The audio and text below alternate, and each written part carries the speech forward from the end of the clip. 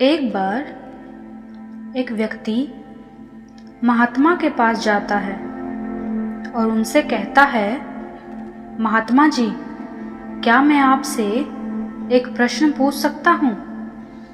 वह महात्मा उस व्यक्ति को प्रश्न पूछने की आज्ञा दे देते हैं। तो वह व्यक्ति पूछता है कि ऐसा मैं क्या करूं जिससे मैं हर समय वर्तमान में जी सकूं। महात्मा उस व्यक्ति का प्रश्न सुनकर चुप रहते हैं। व्यक्ति सोचता है कि महात्मा मेरे प्रश्न को सही से सुन नहीं पाए शायद, और वह व्यक्ति दोबारा से उस प्रश्न को दोहराता है। पर दूसरी बार भी वे महात्मा उस व्यक्ति के प्रश्न का उत्तर नहीं देते। तो वो व्यक्ति तीसरी बार महात्मा से पूछता है।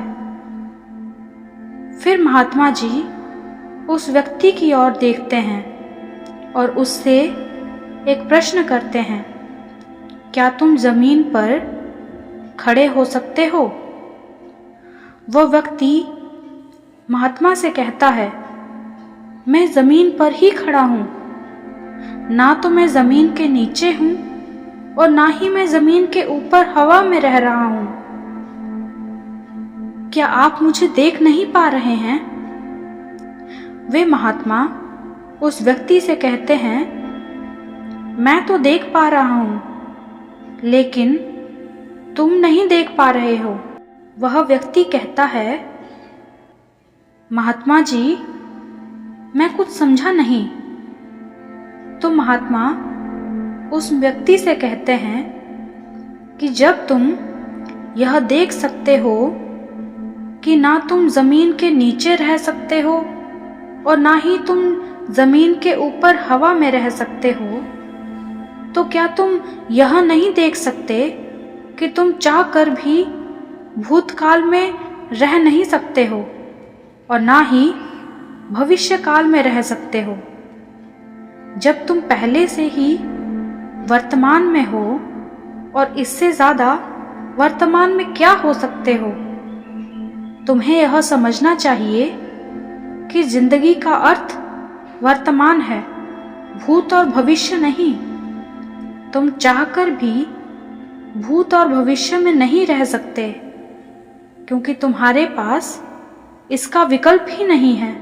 तुम उस भूतकाल के विचारों को सोचकर परेशान हो जिनका खुद कोई जीवित अस्तित्व ही नहीं है, या इन विचारों को सोचकर परेशान हो जिनके बारे में तुम्हें पता ही नहीं है कि वो भविष्य में घटित होंगे भी या नहीं। वह व्यक्ति उस महात्मा जी से पूछता है कि मैं इन विचारों से कैसे छुटकारा पाऊं? तो महात्मा कहते हैं, एक और गलत प्रश्न पूछा। यह दिमाग जिसके पास इतनी क्षमता है कि तीनों स्थितियों में सोच सकता है, वह हमें प्रकृति के द्वारा दिया गया एक उपहार है। क्या तुम इसे खत्म करना चाहते हो, या क्या उस उपहार को खत्म किया जा सकता है? अगर तुम विचारों को मारना चाहते हो तो मतलब तुम अपने दिमाग को मारना चाहते हो। यह दिमाग जो इतना शक्तिशाली है, तुम क्या उसे नष्ट करना चाहते हो? तो वह व्यक्ति कहता है कि तो क्या अब आप भी यह बताएंगे कि मैं क्या करूं? मैं क्यों परेशान हूं? असल में मैं बहुत परेशान हूं, मुझे कोई मार्ग नजर नहीं आ रहा है। फिर वे महात्मा उस व्यक्ति से कहते हैं कि अब तुम्हें सही प्रश्न पूछने के लिए मिला है। अब तुमने एकदम सही प्रश्न पूछा है। अब कुछ हल निकाला जा सकता है।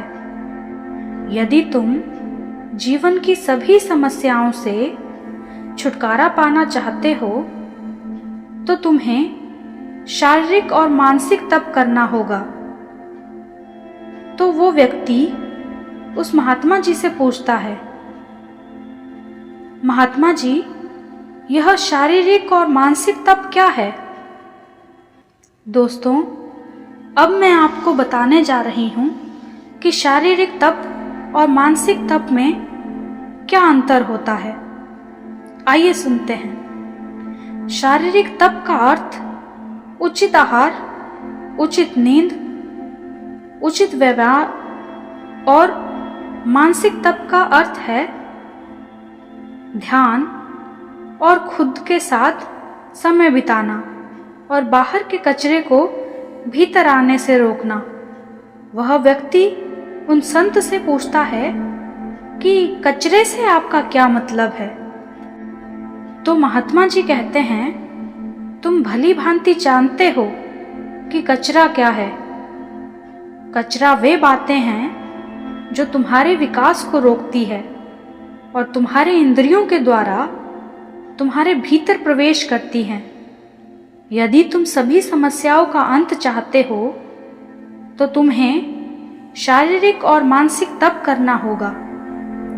वे व्यक्ति उन महात्माओं को पूछता है कि शारीरिक और मानसिक रूप से क्या तप करना आसान है? तो वो संत उस व्यक्ति से कहते हैं, आसान नहीं है पर मुश्किल भी नहीं है। सो दोस्तों, आपको यह कहानी पसंद आई या नहीं आई, या आपने इस कहानी से क्या सीखा, वो सही रूप में मुझे कमेंट बॉक्स में कमेंट करके ज़रूर बताइएगा। और अगर आपको ये कहानी पसंद आए तो मेरे चैनल को सब्सक्राइब करके इस वीडियो को आगे शेयर ज़रूर करें।